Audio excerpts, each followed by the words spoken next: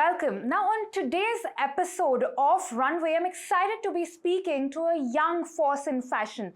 What I'm excited about is how, at a relatively young age, she already has a signature style. All of us recognize her work by her mirror work, and of course, you've definitely seen her saris. So, Arpita, tell us a little bit about how that's come about, the hand embroidered mirror work and, of course, these signature ruffle saris. Okay, so I'm going to go step by step as per what you just spoke about. Talking about mirror work, it's a craft which is something I'm truly passionate about. I mean, when I was thinking about, I knew I always wanted to be an Indian wear designer, and I was experimenting with different shapes, cuts, embroideries, and I was not being able to understand that what is it that I love. So I literally went back to the drawing board trying to come up with something new, something that hasn't been done, and which is still something very Indian, which is something very traditional. And I had these vague memories of mirror work because being a Gujarati, as a child, I remember during the Garba festival, my mum used to always make sure we get these beautiful mirror work lehengas from Gujarat. So I have like these fond memories of wearing backless cholis, mirror work blouses, lehengas, colorful embroidery. And obviously and that was when I was a child in school. So when it actually came down to designing something, I knew that I want to do this craft, like this beautiful craft from Gujarat. But at the same time, I knew that of course I can't use it in its raw form. We had to kind of modernize it, make it more contemporary so that people can wear it for weddings, for festive occasions, for different types of festivals and events in India. So that's how we kind of worked on a lot of different ways of doing mirror work, and we kind of finally arrived at mixing mirror work with cut work and also mixing it with pearls and katdana and resham and modernizing the entire craft of mirror work so that it can be worn for any event at all. So that's how we of course came to mirror work, and ever since it's become like our signature embroidery, something that we've been doing in every collection. And of course, while we reinvent mirror work every season, we are always trying to add some new element to it, in terms of like cowrie shells or metal tassels or suede fringes. So, it's like you're retaining your authenticity, but also revamping it every season to give something new to all our clients. So that's how mirror work kind of came about, and that's how we do it every season. And talking about the ruffle sari, I just feel that I'm someone who's always experimenting on myself, be it in terms of embroidery, be it in terms of cuts and styles. I've been passionate about fashion since I was a child. I mean, I've always been browsing through international fashion magazines and, have always been very inspired by the fashion, the way things were shot. And when I'm trying to create something new, I'm always thinking about what would I wear? What would make me happy? What am I going to be comfortable in?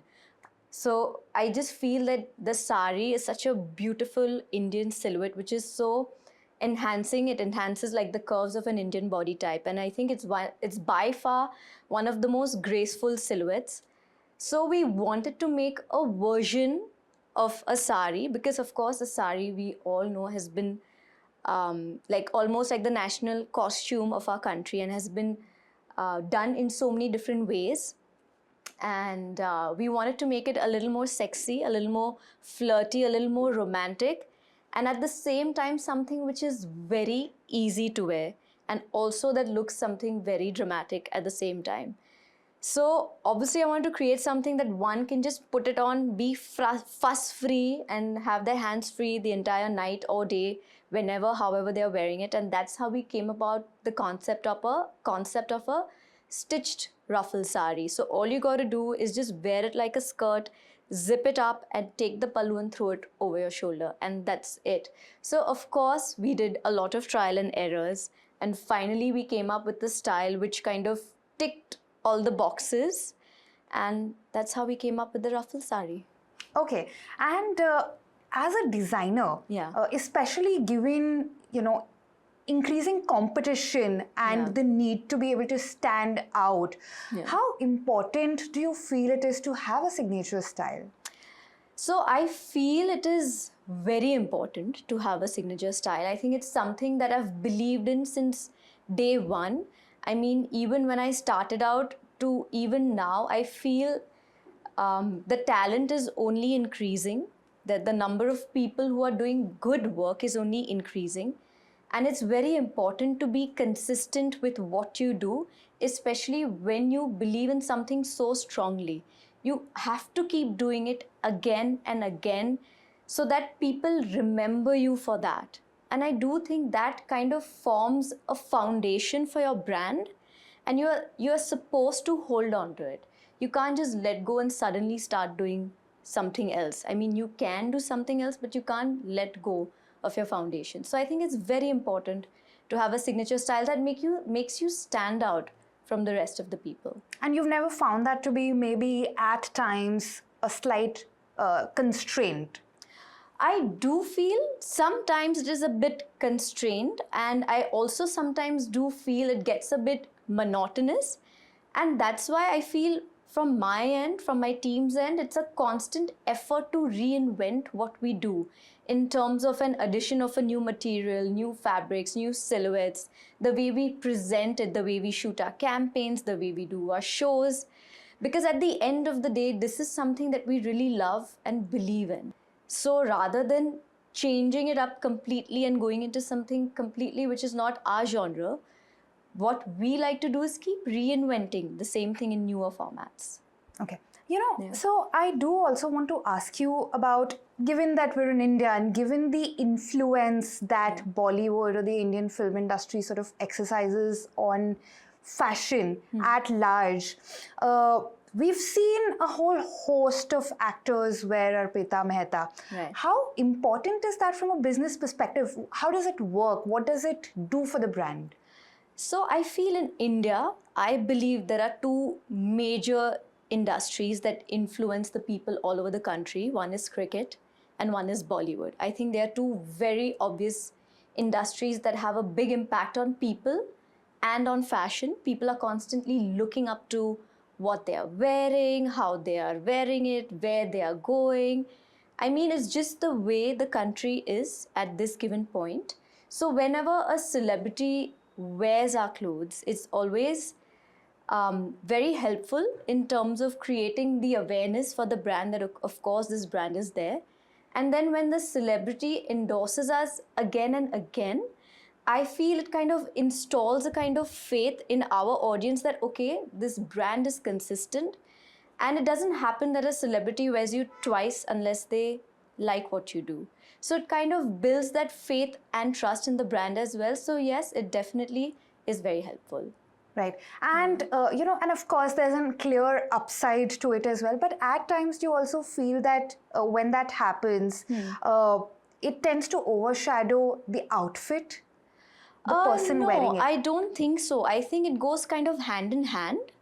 And if at all anything, I feel putting it on a celebrity who obviously loves what they're wearing kind of adds to the appearance, because every person who wears a garment has a personality of their own. So they bring something of their own to the look. So definitely, I don't think there's a single hero here. I think it's kind of teamwork between the brand and the actor, and then what one sees is it's a winner.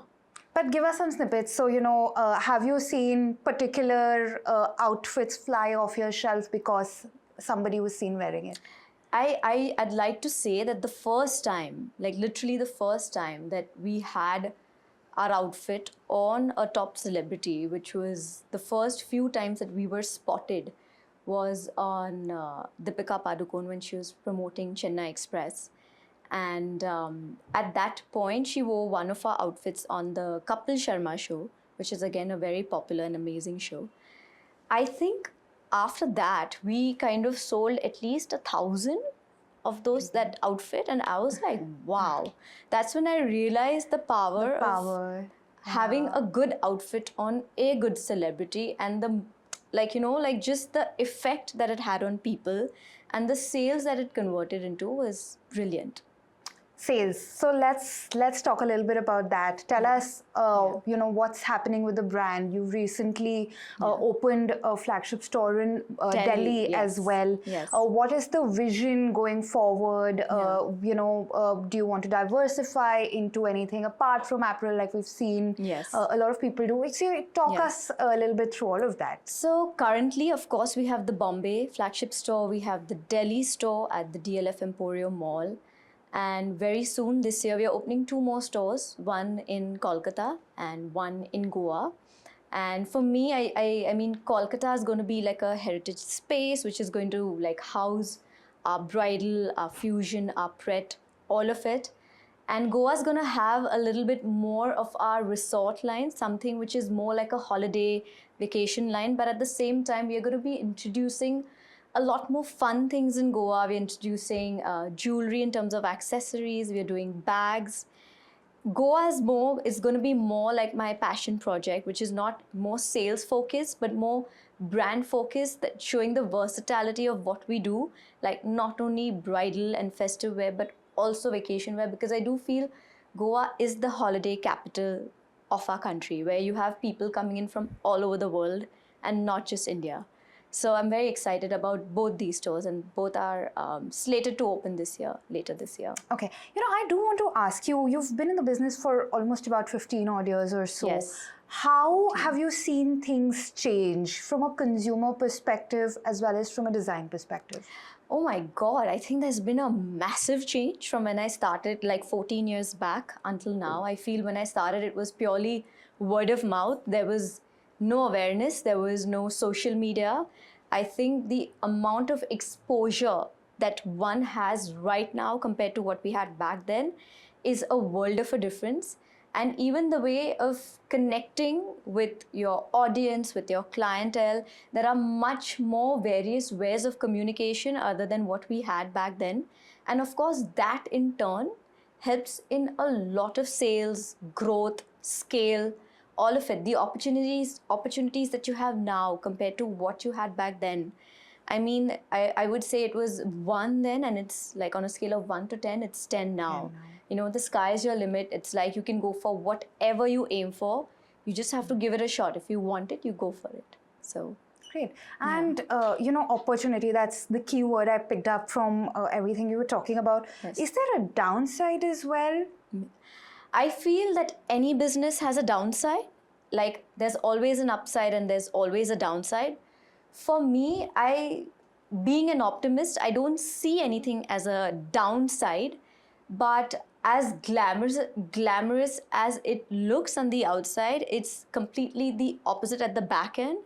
I mean, the competition is like immense. The hard work that one needs to put in is immense, and I feel it's a daily effort, you know, like it's been 14 years, but every day takes the same amount of you being a part of what you do to kind of make you sustain and to kind of take things forward.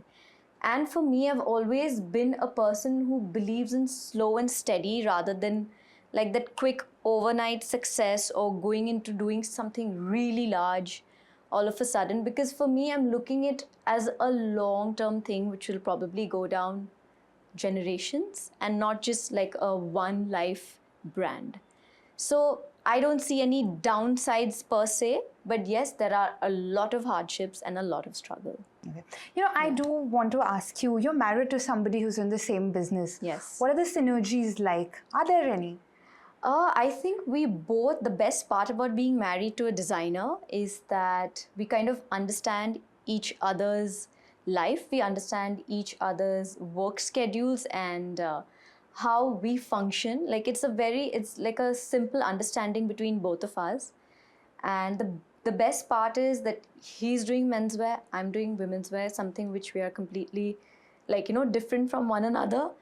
And he has his own sensibilities, I have my own sensibilities, and we are always we give our ideas and opinions to one another, but not in a very strong manner, just like a little slight input of, how he could do things better or I could do things better, and kind of make the things we do better.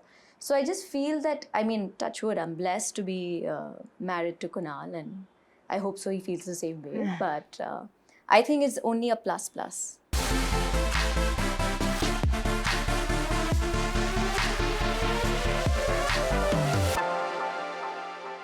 Hello and welcome. On today's episode of Runway, I'm in conversation with this designer who's managed to pick up a traditional wedding ornament and turned it into an object of fashion which brides hold very close to their hearts. I'm in conversation with Mrinalini Chandra, and we're going to be talking about her Kaliras and a lot more. Hi, Mrinalini, and welcome to BQ Runway. I'm happy to be here. So you know what my first question is going to be. Tell me about your Kaliras. They are still one of your USPs. How did that click? Like, what was the story behind your Kalira? First of all, my journey with Kaliras has been very rewarding. We're very grateful how it caught on, and it became something which has added so much joy to so many of our brides' big days. And we love making each Kalira, and the story behind it is actually what makes it special, like you said. For me, the love story Kaliras is what is, I would say, kind of like an achievement in its own way, because it not just, it's the ritual that is so exciting, that, it's about friends and family coming together and sending little things to your hand and tying it, and then the whole English bouquet concept. And it's a very beautiful ritual. But also with our way of designing Kaliras, it becomes something that goes beyond cultures. It became like an accessory. It became kind of like a memento of sorts, where while you're at the cusp of transitioning into a new life with somebody you love so much, it became like a keepsake, something that holds everything precious to you and everything you want to take with you. So the love story angle of all our Kaliras became something that became very popular, and I absolutely love making it, being like a hopeless romantic myself. I love listening to love stories, and I like to contribute to every bride's journey when they come to me, and I like to sit with them, listen to them, and incorporate whatever I can from their story, and make them little keepsakes. Okay, so tell us a little bit more about that process. Like, how does it start, when you customize a pair for your bride? So essentially it's, so I feel, and I don't know if you agree, but I feel like in India, weddings are about the bride. So, and it's so much to do with every little thing that she wants to preserve. It's something that, it's a day that gives her the opportunity to dress the way she wants, wear everything she wants, and the kind of flowers she likes, the kind of food she likes. And I love that one day is about the bride and the groom and their story. So the process essentially involves the bride connecting with us first, and we take out time to listen to her story, understand what's important to her, a little idea about her clothes. And it's a fresh change that we've noticed, that nowadays brides come to us without any idea about the clothes, and they're starting with the Kalira. So I would say that is a very big compliment for us, that it's become beyond something that has to match with the outfit, and that's something that really makes me happy, that the first thing they want to do is kind of like preserve the things that are precious to just the two of them. And then we involve the groom as well. We like the groom to give us a message, and we kind of hide it in the Kaliras for the bride. And it's a lot of back and forth. We have questions pre-formed for them, and we, a lot of like discussions back and forth. And I like to do a sketch from scratch where we design, and I have a very talented team of designers, and we put together like a Kalira that is about the bride and about her love story with the groom, and something that sometimes, you know, there are very, very sweet emotions hidden that kind of like surface during the wedding. It's a very emotional time for the bride and the parents and the groom and everybody involved. So it's nice to see that right when it's at the brim, you're able to kind of like filter it out and incorporate in a tiny motif, and that will always remind her. Okay, so given that the customized Kaliras are one of your clear USPs, do you sometimes also find that to be a constraint simply because of how customized they are in terms of scalability? So actually, that's a very good question, and we've been really working on how to make the possibility of like the range of Kaliras more versatile by extending it beyond just the bespoke angle, because a lot of our brides, not because of any other reason but the timing of it, because since I am personally involved in most of my customized Kaliras, so the process, it takes the time it does. So because of the timing factor, a lot of brides whose weddings are decided suddenly and it's happening within like a few quick months, and so for them especially, we've come up with Kaliras which are based on different themes and are kind of ready to wear. And some also are traditional because a lot of our brides are based out of India. So those are very soon going to be available from our website. So I'm very excited about that. They're launching by next month, and we've put in a lot of work keeping exactly what you said in mind, that some of that is going to be, and whoever has the time and wants to go into the whole elaborate deeper phase of it can go for the Love Story customized Kaliras, but some can also pick from what if they find what they like in what we are designing for them. And even going beyond the Kaliras, the portfolio of jewelry that you offer, you're particularly known for your enameling work, for instance, or at least I think so. But what I do want to ask you is, often when Indian customers, now they are splurging on clothes, right? And how? But often when they purchase jewelry, they are still sometimes looking for a value proposition, कि इसमें सोना कितना है.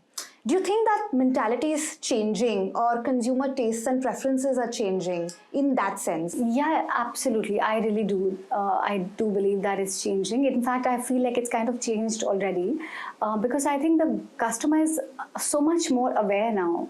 So I think the idea of getting married is so much while it seems really, really grand in the sense of decor and maybe your venue, I feel like in personal spends, people are very mindful now. So while they feel like it's some of it is the ritualistic angle of how much gold has to be bought, and for the daughter or the bride will have some things which will be definitely made in a precious metal. A lot of it is about the wearability, that how much will she able to wear something becomes a very big part of why she wants to buy. So our enamel pieces are perfect for that, because one of the lines is inspired by Indian flowers, and it's very popular for the haldi and mehndi functions. And those pieces we've specially made that can be reworn a lot more with your Indians and Indo-Westerns and travel. So that becomes a really like a very fast flying product for us, and a great buy for all our customers, as we've been told. So they are enameled, they are all gold plated, and they are worn multiple times, and we love seeing how they are styled every time in a different way by our clients. Yeah. Right. So apart from the value proposition, basically people have also become a lot more experimental. Yes, when it comes to jewelry. for sure. Yeah. Okay, all right. And I do want to understand, just looking at the range of offerings, where do you even derive inspiration from? Is it the cities you've studied at maybe, or you did tell me that you're an old world person. So where does the inspiration for a collection come from? I think I'm very inspired by nature. That would be my top. I grew up all across UP, and I'm from Lucknow. So a lot of art and culture was really kind of in the environment of my home. And I grew up in places where there was not so much of possibility of entertainment. Like there were small cities with smaller things. So there was always a river, there were always these trees, there were beautiful wildflowers. So I guess all of that became a big part of my inspiration when I work. And I guess I find the mundane very charming. I like the regular stuff, and I like the possibility of animation in it. Like I like the like right behind you, there is a piece of earring that is inspired by what I've been working on right now. Is like basically how animals live inside their home, and it's basically my doodles that we're converting into jewelry. So it's a lot of like imagination of what's happening around me in very, very regular objects that I think translates, and I think that's what people find as amusing, and they want to like own a piece of that story. Sure. Okay. And, like one common challenge that designers across the industry are actively facing is counterfeits, right? Is that something that's a concern for you as well, and how much? So initially it used to bother me because it takes so much to come up with an original piece of design, and it really initially, as a designer, you're also deeply sensitive to things happening around you. So it did bother me, and eventually I realized that the more you get established for the work you do, your clientele is very sure of you, that they want to only purchase from you, they only want to get more things from you. There is this kind of belonging that they have with us and us with them. So then it stopped bothering me, and then it's kind of like when you go beyond that, it's kind of flattering to see that something that you've made has trickled down to another version of it, and people still identify as a counterfeit of your design. So when that happens, that's actually really nice. That people have told me that somebody has gone for a Kalira store and I said, "Do you have hers?" And they possibly had, and it was very kind of like bittersweet, but yeah, you get used to it. Well, this was most wonderful. Thank you so much, Mrinalini, for taking time out for us. Thank you. Do stay tuned to NDTV Profit, and thank you for watching.